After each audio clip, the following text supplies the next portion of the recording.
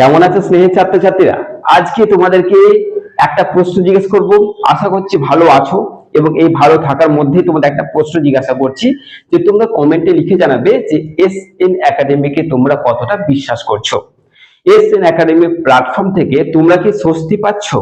তোমাদের কি মনে হয় যে না স্যার আছে তো স্বস্তি আছে? এই প্রশ্নের উত্তরটা একটু আমার চাই।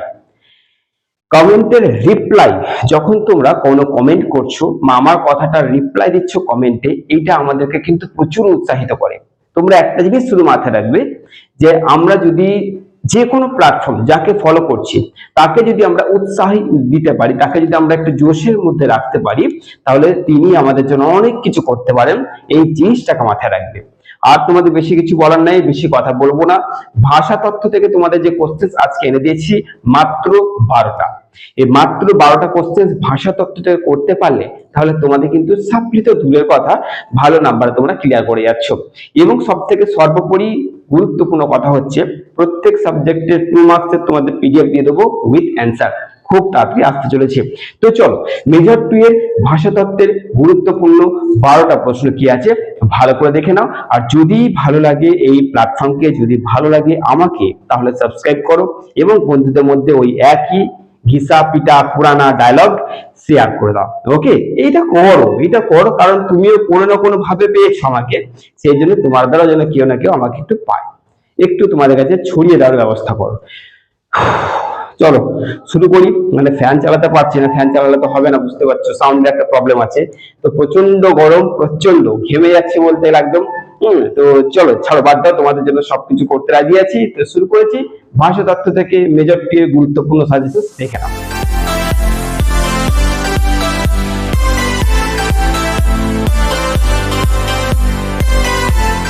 শুরু করা যাক। ভাষা তত্ত্ব থেকে প্রথম যে গুরুত্বপূর্ণ প্রশ্ন করছো সেটা হচ্ছে মধ্য ভারতীয় আর্য ভাষার ধ্বনিতাত্ত্বিক আর ভাষাতাত্ত্বিক বৈশিষ্ট্য আলোচনা করো। উল্লেখযোগ্য ভাষা হিসেবে পালি ও প্রাকৃত ভাষার বৈশিষ্ট্য লেখো। এটা একটা মধ্যে রেখেছি কারণ ধ্বনিতাত্ত্বিক ভাষাতাত্ত্বিক বৈশিষ্ট্য থেকে কিন্তু উল্লেখযোগ্য ভাষা হিসেবে পালি ও প্রাকৃত ভাষার বৈশিষ্ট্য এটাও রেখেছি। 2 নম্বর প্রশ্ন হচ্ছে বাংলা ভাষার উদ্ভব ও ক্রমবিকাশ আলোচনা করো। এই কোশ্চেনটা আর যে এইভাবে আসতে পারে যে সংস্কৃত ভাষা কি বাংলা ভাষার জননী, আলোচনা করো। বুঝতে পারলে? মানে কোশ্চেনটা কিন্তু তোমাদের এইভাবে ঘুরিয়ে দিতে পারে। আচ্ছা নেক্সট, প্রাচীন ও আধুনিক বাংলার যে ভাষাতাত্ত্বিক বৈশিষ্ট্য আছে, ভাষাতাত্ত্বিক মানে জানবে ধ্বনি ও রূপতাত্ত্বিক। তো এই যে ভাষাতাত্ত্বিক বৈশিষ্ট্য আছে কিসের, প্রাচীন ও আধুনিক বাংলার, সেটা আলোচনা করো। নেক্সট, হ্যাঁ, ধ্বনিতত্ত্ব ও রূপতত্ত্ব কি, আলোচ্য বিষয়গুলো আলোচনা করো। ওকে, নেক্সট, রূপমূল কি, এর শ্রেণীবিভাগ করো। নেক্সট হচ্ছে প্রত্যয় কাকে বলে, ব্যবহারিক প্রয়োগের অবস্থান অনুযায়ী প্রকারভেদ উদাহরণ সহ আলোচনা করো। আর সাবস্ক্রাইব করেছো তো? আশা করছি করে নিয়েছো। না এক্ষুনি বললাম বলে করলে? দেখো তোমাদেরকে বললাম তারপরে করলে, এইটা যেন আর না হয়। ওকে, তোমাদের জন্য যথেষ্ট করছি, যথেষ্ট।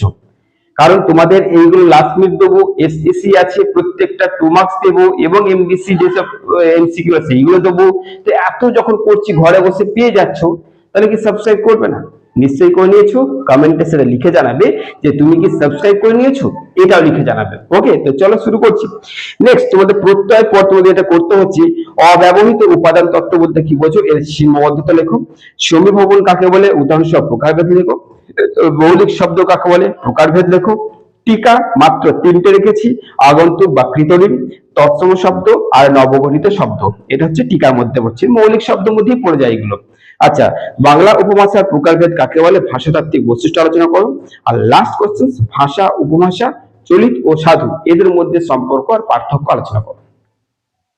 তো এই যে কোশ্চেন তোমাদের 12টা কোশ্চেন বললাম, এই কোশ্চেন গুলো তোমরা একদম চোখ বন্ধ করে করছো। ওকে, চোখ বন্ধ করে।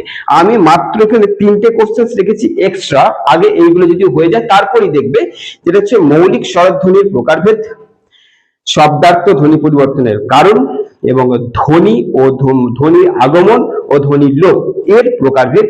এইটা, এই 3টে কোশ্চেন তোমাদের দিলাম এক্সট্রা।